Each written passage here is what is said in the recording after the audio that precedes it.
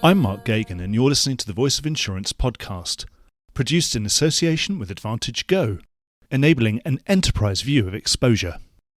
Today's guest is the leader of one of London's oldest independent broking houses. Greg Collins is CEO of Miller, which via major new investment has just extricated itself from the Willis Towers Watson Group. In this podcast, we get right to the heart of why the firm's innovative experiment with Big Three ownership didn't work out, and what this wholesale specialty broker plans to do with its newfound freedom. Greg comes across as someone completely on top of his game, and speaks like he's had a weight lifted off his shoulders. It's refreshing to hear. Tune in for insights into Miller's growth strategy, the reinsurance broking landscape, technological and cultural modernisation, and why Miller won't be doing anything to upset its wholesale relationships. Enjoy the podcast. Hi, I'm Rick J. Lindsay, Chairman and CEO of Claims Direct Access, otherwise known as CDA. We all read about the claims nightmares in the United States of America, social inflation, nuclear verdicts, and the sky is falling. Hardly a day goes by without the news of reserve strengthening at major carriers. However, it's not all bad news. In the United States of America, we have the best legal system in the world, which allows you to fight frivolous claims and litigation and come out on top. In this kind of environment, you must get smarter about how you handle your claims and who your partners are. You have to move fast and be robust. CDA has been handling claims for over 40 years nationwide and has a team of 46 claims professionals, including 12 highly skilled attorneys and litigators. We have handled cases for major Lloyd's syndicates since 1994, as well as U.S.-based major carriers, and have closed over 70,000 claims since 1994 nationwide. Not settling frivolous litigations is a must. CDA claims service means going the extra mile, handling claims quickly and vigorously with a proactive approach. Why not get in contact now to see how CDA can do the same amazing work for you and your partners that they do for me every day? Visit www.claimsdirectaccess.com today. Well, Greg, congratulations on doing the Cinven GIC deal and winning your independence. Now that's complete, can you just run us through the deal? Thank you, Mark. Yes, of course, I'd be delighted to do that. As you can imagine, it's been a pretty complicated process, not least because of the pandemic in extracting ourselves from Willis Towers Watson. So this whole process actually began in 2019 and then got arrested because of the pandemic and the slowdown in global debt markets and all the other issues that faced us in that first half of 2020. And so we were only really able to kickstart the whole process from the summer of 2020. And over a period of time, we spoke to, as you can imagine, a whole host of different prospective buyers for the business, mostly in the sort of PE, sovereign wealth, pension fund type territory, but also some other strategics in the marketplace as well, just to look at whether or not there was potential there. So there were a few key things really that we were looking for. Somebody who would join us in, aspiring to maintain our values and the way that Miller has behaved over a very long period of time, which is in a culture of partnership. And we also wanted somebody who was going to take a longer term view of the business. We weren't really looking for a traditional PE owner who might be looking to spin the business in 3 or 4 years' time. That just doesn't suit the way that we operate or our clients operate. And I think creates a great deal of instability for your people as well. So we were actually really pleased when we did the deal with Cinven and GIC. Two things are particularly important about that. So this is a 50-50 investment for them. We are the first investment for Cinven into their strategic financials fund, which is a new fund, which has a longer term date attached to it. So it's going to be an 8 to 10 year fund. So the investors who are investing in that fund recognize that this is about building value over time. So this is all about value-led growth for us. And Cinven and GIC are totally bought into that. The other interesting thing is, of course, that GIC, as the Sovereign Wealth Fund of Singapore, have a history of holding investments for a much longer period of time than that. So there is entirely the possibility that GIC would remain a long-term Miller shareholder and Cinven would extract themselves at the appropriate point in time and we'd find new capital to replace that. So those were the critical things, really. So it's a 50-50 venture between Cinven and GIC with an 8 to 10 year initial funding period for those that are invested in the fund. So the instructions from the new owners, I presume, are to grow. Grow, yeah. It's all about value-led growth. That's what we're looking for. So we're looking both for value for our clients, value for our people, and also value now for our shareholders as well. But it's not all about what we do today. It's about building the business over that medium term, over the 8 to 10 year period, which I think gives us a much better opportunity to build a stable platform than one where you're growing for the sake of it in a very short window. Are you talking about the quality of growth being different from the sort of quality of growth that you might get if you had a shorter time frame? And could you sort of run us through that thinking? Is there a philosophy of higher quality growth, that some growth is better than others? Look, I mean, I think any idiot can grow top line. It doesn't take much to build a top line business. And many, many brokers have been there before. And you've seen the consequences, because what you build quickly often takes many, many years to unwind, whether that's because you've got enormous runoff, you've got claims issues, you've got debt issues where you can't get premium paid from parts of the world where it's more difficult. And so that's not what we're about at all. We're about a sustained, profitable platform, growth platform that allows us to build value over the medium term. So we're not looking simply for top line growth. This has to have profit attached to it as well. Otherwise, it's no value to anybody. And at the end of the day, we want to make sure that we're providing the very best service that we can to our customers as well. That's the most important thing at the end of the day. So it's not just about, of course, it's about top line growth. And yes, we want to build the business more aggressively than we've been able to in the Willis Towers Watson period, but we're not just going to grow for the sake of it. So would I be right to assume that you value organic growth more over inorganic growth? And would you rule out any inorganic growth, but therefore be likely to be sort of bolt-on rather than anything transformational? I think that's more likely. So two things really, Mark. First of all, it is about organic growth. Miller's business model over 120 years, and this is our 120th year of operation this year, has always been about organic growth. We've made very, very few acquisitions in that period of time. But clearly there are opportunities today, both in London and elsewhere, to build out through acquisition. We like bolt-on acquisitions that either give us more of what we've got already or take us into specialty lines of business that we're not in, whether that's in London or internationally. But that's not to discount a larger acquisition that might give us, accelerated growth in a particular market or product line. Just what you mentioned about the Willis era, and obviously that's now fully come to an end. Willis's sale of you is probably the last attempt by a big three, last really serious attempt and very credible attempt by a big three broker to do something different and to own an independent wholesaler at arm's length. And so what is your report card really on your time and reflection on your time as a Willis Group company? That's a good question and quite a difficult one to answer. We did the deal with what was then Willis back in 2015. Of course, we'd been talking to them for a couple of years before that. And within a very short space of time of us concluding our transaction with them, they themselves were then embroiled in a fairly complex merger with Towers Watson. Within a pretty short space of time, really, their strategic priorities began to shift. And the model that had been created by a management team led by Dominic Castley were no longer there. So the rationale for us and they doing what we did began to dissipate quite quickly. And we didn't get the delivery of the things that we needed to make the deal work. So it became pretty clear to us over a period of time that the sort of the core rationale for why we'd done it was beginning to disappear quite quickly. And the more mature that the Willis Towers Watson model became, the clearer it became to us that we were no longer a strategic priority and that having that independent wholesale capability was not what they were looking for. They were obviously growing into a much different marketplace. So that's why it became clear to us that we needed an elegant exit from the Willis Towers Watson world. And actually they agreed, the leadership team at Willis Towers Watson agreed with us that that was likely to be the case. And indeed, of course, when the Aon announcement was made, it became even an imperative really for us to separate ourselves from the Willis Towers Watson model, because it would have been wholly unsustainable for us to operate within that new Aon world. And you mentioned something you just said about some things that weren't able to be forthcoming because of the change of strategy or change of direction of Willis when it became Willis Towers Watson. What were those things? Any specifics?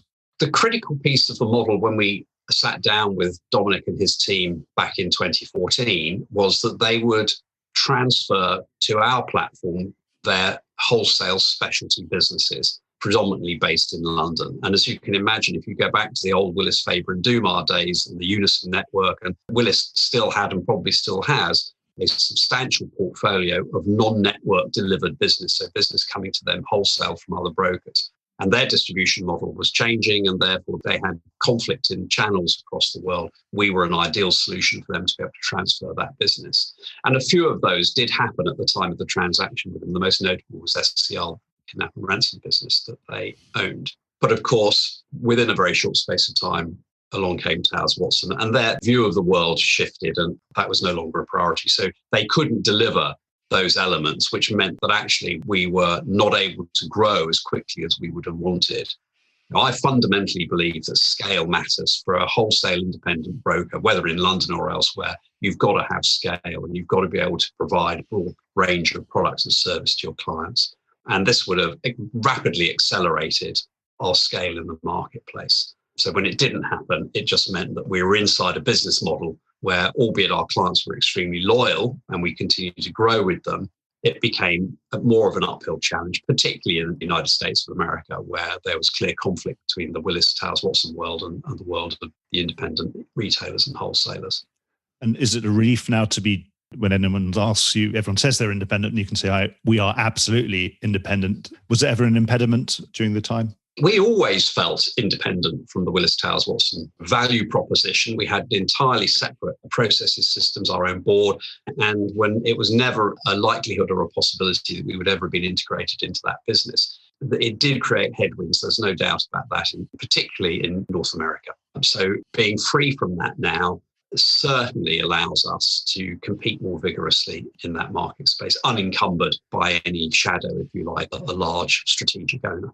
So now you've got your independence back, and you've mentioned about you've got good new long-term investors, and you've mentioned about wanting to expand more aggressively than you have done in the past. So how's that going to work out, and what the best opportunities for growth there are for Miller in 2021?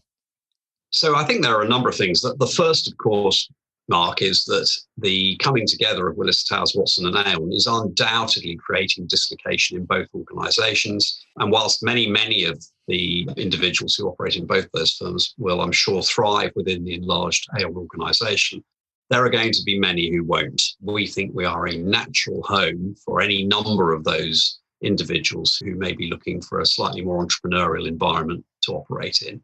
So that's the first thing, is I think we will be looking to hold ourselves out as a home for disaffected people working in the larger global brokers. And there's always a steady flow from those to the independent sector looking for a home. That's obviously our first priority, because that is going to increase as the Aon and Willis Towers Watson merger becomes a reality. So we'll be looking to do that. The second thing is that we want to build out our platform. So both, and particularly in the reinsurance space, you'll remember that we had a vibrant reinsurance business in the days before Willis came along, and it became untenable for us to try and compete with Willis Re whilst we were inside the same family. And we sold the Miller reinsurance business to Willis Re back in 2015. Well, obviously now unencumbered by that and seeing the opportunities that are going to come as a result of Willis Towers Watson and Aon coming together, and indeed JLT going into Marsh, there is undoubtedly space for specialty reinsurance capabilities from the independent sector. And again, we believe that we're ideally suited to doing that. And as you will know, we've already begun to build out to sort of reignite our Bermuda platform. We were in Bermuda in the old days, and we will be back there with a vengeance now. So we've started to recruit into that marketplace, and we think we've got a really vibrant opportunity there to build and grow our business. So we'll be looking to build out our reinsurance in London and in Bermuda. And we hope that we will have hires in London as well in the not too distant future. So we're looking to really push out our reinsurance capabilities. We're not looking to be all things to all men. You'll know that we bought Alston Gaylor, or AG, a couple of years ago, and they already have a reinsurance capability and are particularly renowned in the ILS, ILW space, which is an area that we want to focus on as well. So specialty lines supporting our insurance business, and selectively in key locations around the world. So we build out our reinsurance business.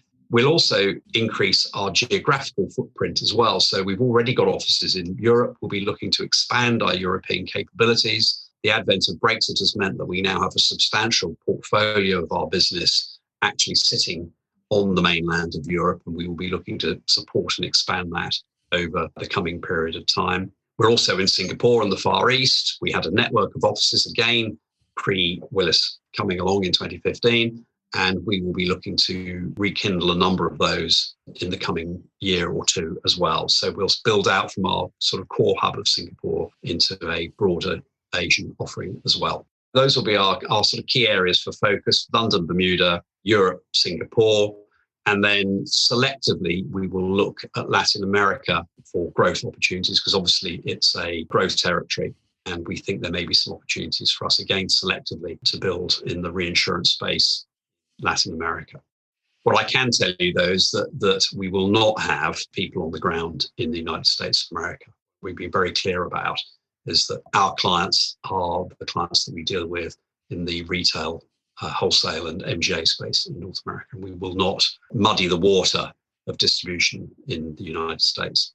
That's great. And you'd be serving that mostly from London and Bermuda? Exactly that. Yes, that's right. Back to the question about reinsurance, you're going to be focused, you're going to play to your strengths in the specialty, and you're not going to be rocking up at big tenders for, huge multinational insurance company programs, etc., up against the big two or big three, depending on what the competition regulators say. But lots of other independents have also obviously taken the same cue particularly from the Aon Willis announcement last year. Do you think you can all succeed in your own way, or you're going to be slightly slitting each other's throats? Look, I think there's plenty of room in a global reinsurance market, the size and scale that it exists. It has clearly consolidated over time. The advent, the coming along of the mergers that have taken place have created opportunities. There are a small number at the end of the day of independent brokers who I think have credible reinsurance platforms. Literally a handful, you could name them on the fingers of one hand, probably. And I think there's room for all of those to thrive in that marketplace. We'll all have slightly different business models. We'll all be going after slightly different aspects of the business. But yeah, I think so. It's possible that somebody will come out of the pack and build a substantial global reinsurance business to compete with the big two. I think that would take some doing. And I think if you're going to do it, it's very difficult to ignore the United States in that. And therefore, you've got to build a very credible reinsurance platform in the USA, which is difficult to do without doing it through an acquisition. So I think there's plenty to play for us. Greg, it was interesting about your strategy of not wanting to put any boots on the ground in North America or in the USA specifically. Yeah. Why is that? In that obviously there are wholesale brokers operating in the US who are very clearly not, out of a few major hubs, who are very clearly wholesale only brokers who only serve independent brokers spread around those states. Why would it muddy the waters to turn up in New York or Chicago or Atlanta or somewhere in California, for example? As long as you were clearly stated to be, we are only a wholesaler and we're here to service you. The difficulty is that once you're there, the temptation is to start to spread your tentacles into all sorts of different market spaces, whether that's to go direct to a customer base or indeed to access retail brokers that would then be cutting out the wholesale brokers who might otherwise be the beneficiaries of that business. And because the wholesalers have done such a good job of consolidating the relationships with the retail brokers in North America, and again, because scale matters, acquisition costs matter, I think it's a pretty tough hill to climb to build a credible operation in North America with scale that would make it worth the investment. And I think we're much, much better off supporting our existing clients, who are the wholesale and retail brokers in North America, from London and Bermuda, to help them to access global markets where they need it. It's a much better model. It's very clear. We all know where we are in the puzzle. There's no confusion. Pat Ryan did a great job of consolidating global insurance broking, and 10, 11 years ago he set off with RSG and has done a fantastic job of helping to consolidate the wholesale insurance broking out of the States. So is that really your recognition that is a job that's already been done effectively, and you need to collaborate with these big two, big three of the US wholesale scene, and it's not worth coming in to try and compete with them? Is that the point? I think that's exactly right. I think the horse has bolted. I think it'd be absolute folly to try and compete with those businesses which have built phenomenal franchises across the United States of America, continue to build and grow. And I think they'd chew us up pretty quickly if we tried to impede, to step on their toes. And they are fantastic business partners for us already. But we think there's much greater growth opportunity for us working with them than trying to compete with them. I think that would be madness.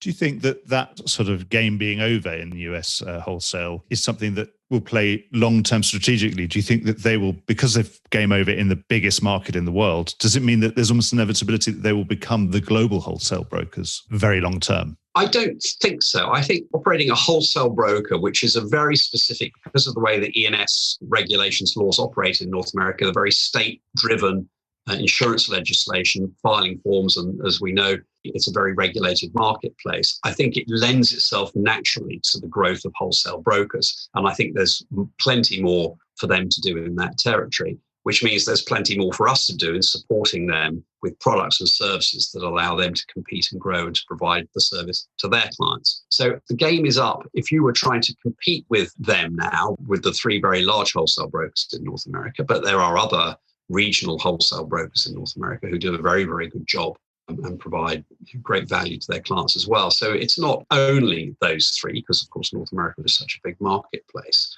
But I do think it would be very difficult for anybody to try and go into North America and actually compete head on with them as a wholesale broker.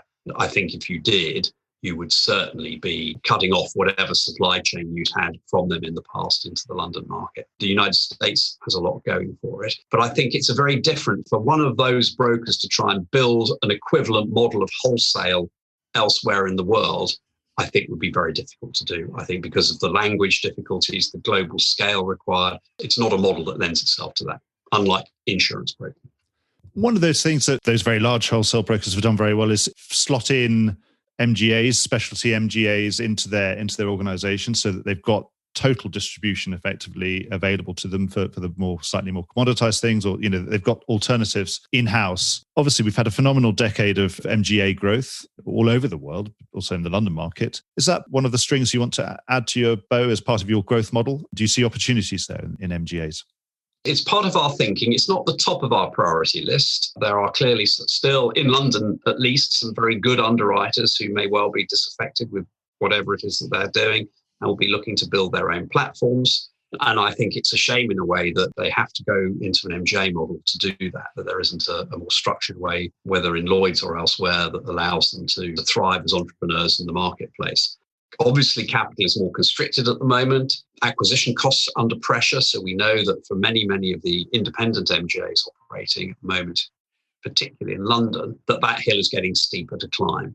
So I think it's certainly enabled by technology. And the smarter technology gets, easier it will be to have that alternative distribution through an MGA platform. But I think you've got to have a very clear proposition. I think it's got to be very specialized. You've got to play into the niches. And I think trying to be all things to all men as a London market MGA, I think is going to be increasingly difficult to do. And we've seen a number who've struggled over time to make it work. So it's not straightforward, I would say. It's clearly good for building out your distribution, gives you alternative distribution platform. At the end of the day, most of them are looking for an exit strategy. So as a broker, if you're going to own an MGA, you want to own it for the long term. You want it to be part of your growth strategy. And the nature of a lot of these MGAs is they're looking to build independence, and many of them get sold off to the capital that has made them what they are. It's complicated, I would say, at the moment. And that's not to say that we won't do it, but we need to find the right opportunity. We've always avoided putting Miller's own business through an MGA. We think, again, that there are potentially too many conflicts, albeit that in the wholesale broker review, the regulator seems to give it a green light. I personally still feel it's a potential conflict, and I'd rather us operate without that conflict. I think it's very clear to our clients what we're doing for them. That's really interesting, Greg. And something you said during that last piece was very interesting. We've got lots of technological initiatives going on. We've got some semi-automatic underwriting initiatives going on with the Key Syndicate at Lloyd's, for example. So do you think automatic broking and that kind of distribution is the response to that? And as you say, it might be the key to unlocking that distribution rather than the MGA channel, for example? Yes. I mean, automatic broking is slightly more complicated than follow capacity, particularly in the Lloyd's market. And of course, brokers have provided line slips and facilities or broker facilities that have allowed automatic binding of capacity to sit behind lead capacity in the marketplace for as long as I've been in the market. But it's quite a different proposition to have an automatic bind of a piece of business without it having been pre-underwritten by somebody. So the answer is that technology releases some of that capability, particularly as we get down the route much more of artificial intelligence and robotics and the use of learning and intelligent computer models that will allow it to assess and to make assumptions around pricing and models. So the more data you have, the stronger your proposition. And of course, brokers have very rich pools of data that they can bring together to the benefit of their clients. So I do think that there is absolutely the possibility to meld the capital and the distribution together. Whether it needs to be through an MGA or not, I think time will tell. I think the model will continue to evolve, but I think there could be some quite interesting things come out of the next 5 years or so as that technology continues to advance at an extremely rapid rate. And I think it will change all our lives. Yes, a great time to have new investment, new thinking, new independence, and at this time of really accelerated technological change and also reform in the London market and other places. What are you doing when you're sitting down and you're trying to work out what the wholesale reinsurance and specialty broker of the future is going to look like? And what are you trying to do at the moment to make sure that you're building that so that it's ready for when that future arrives? Personally, I think that the London market, it's a global hub. It's unique on the planet in terms of the pooling of resource, the talent, the capability that sits in the London market as a whole, whether that's in the insurance or the reinsurance space.